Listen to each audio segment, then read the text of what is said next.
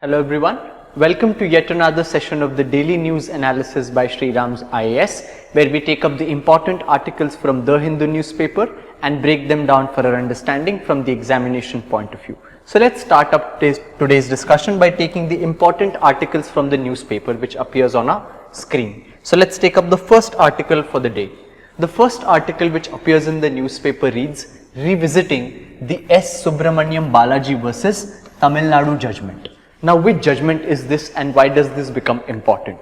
This judgment of S. Subramaniam Balaji versus Tamil Nadu is the Supreme Court judgment on the issue of freebies. We know that the issue of freebies is much talked about in the debating circles and among the political parties, and therefore building a view on this particular issue with respect to the UPSC perspective becomes very important for all the aspirants studying for the examination. And with that backdrop, this judgment which came in the year 2003, so this judgment becomes important, 2013, not 2003, this judgment came in 2013. So this was the earlier view of the Supreme Court with respect to this issue, and now what has happened, we know that amongst all the debate that is going on, the Supreme Court has entered into the debate, and recently now a 3-judge bench of the Supreme Court has been constituted in order to deal with this issue.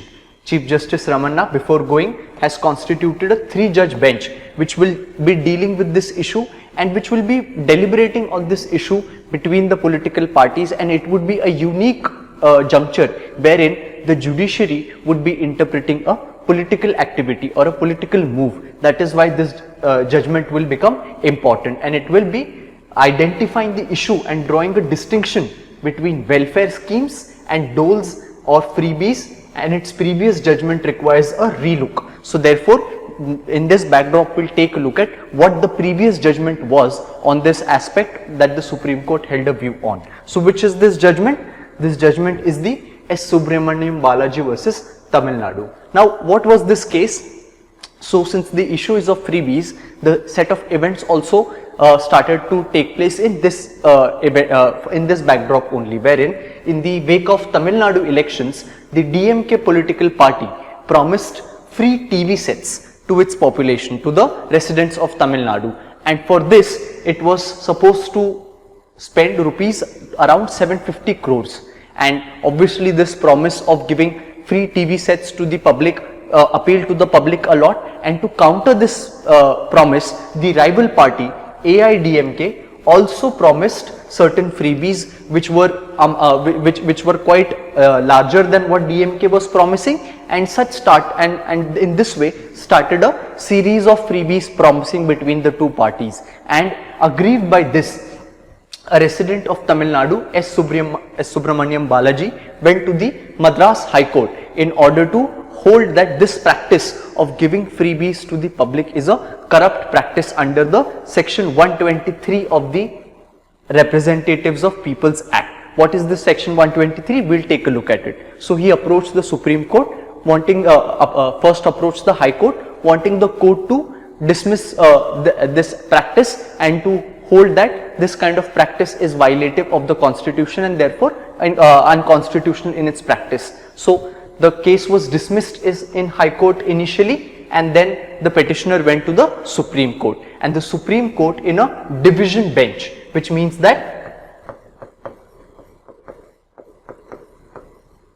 2 judges sit in the court. So whenever it's a 2-judge bench, it is known as a division bench. So a division bench of the Supreme Court heard the case, and what were the arguments from both the sides? So the petitioner, who was S. Subramaniam Balaji, the advocate for the petitioner, said that these kind of promises making to the public leaves the state finances and state exchequers in a very dire situation, and it amounts to electoral bribe under the section 123 of the Representatives of People's Act. What is this section 123? Section 123 deals with corrupt practices. So the provision says that it is bribery and thus is deemed as a practice if any gift, offer or promise of gratification is made to voters directly or indirectly by a candidate or his agent.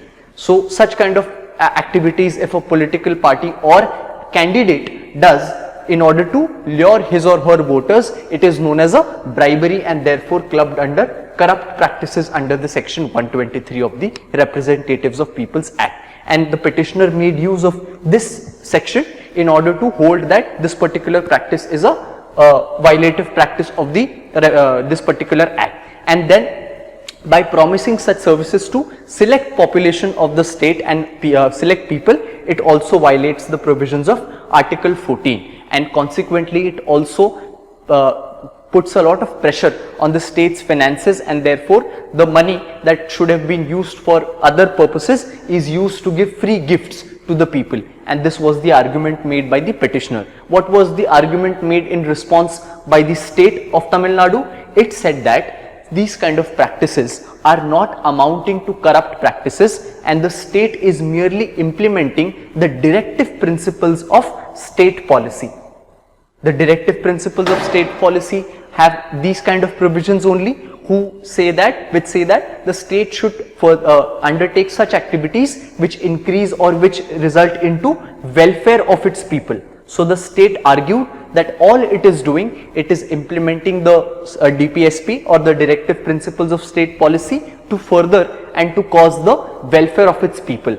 And this is what this thing they meant, and the promises are implemented by framing various schemes, guidelines and eligibility criteria as well as with the approval of legislature. So this was also their defense, where this was done with the approval of legislature, and thus it cannot be construed as a waste of public money or be prohibited by any statute or scheme. This was the arguments from both sides. Now after hearing the arguments from both sides, what did the Supreme Court held?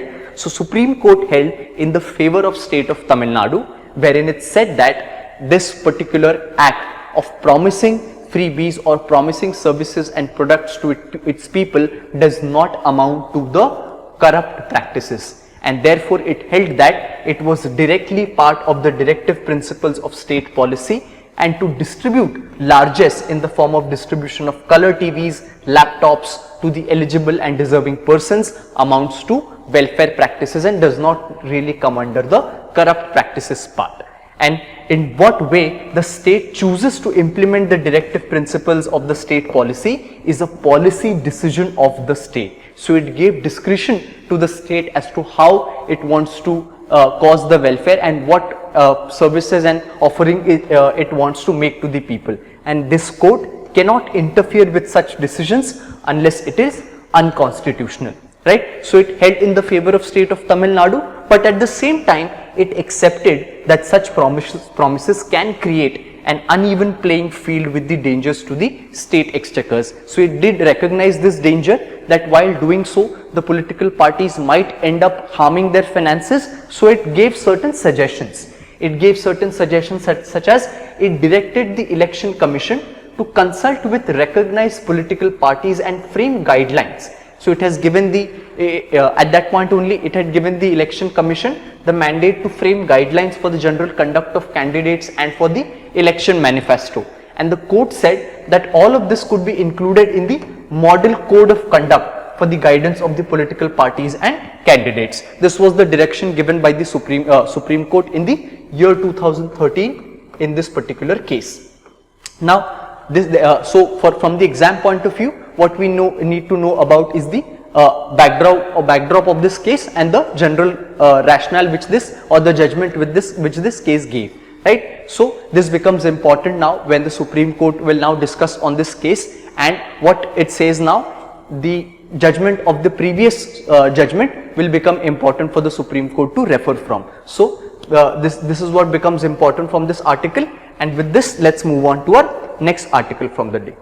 The next article which appears in the newspaper reads, Kaziranga Wildlife Rehab Center completes 20 years. Now this article becomes important because it talks about a particular body known as the Center for Wildlife Rehabilitation and Conservation, or the CWRC. Now this is a particular body which is the only center of its kind in the country. What does it do? As the name suggests, wildlife rehabilitation and conservation. So it is a body, or it is a center situated where? In the Kaziranga National Park, near the Kaziranga National Park. And where is the Kaziranga National Park? In the state of Assam.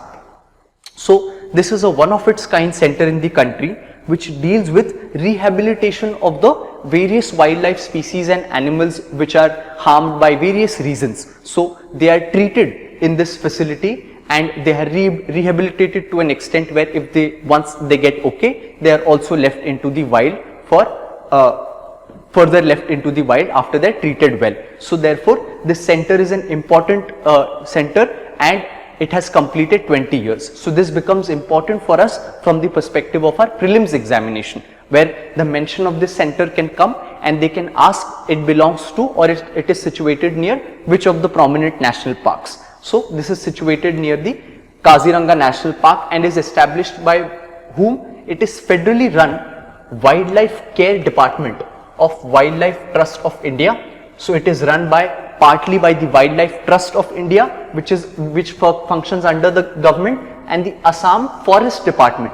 So this is a state department, right? So these two bodies along with another NGO, that is the International Fund for Animal Welfare. These three bodies together run this center, and it started at Panbari Reserve Forest of the Kaziranga Tiger Reserve on August 28, 2002.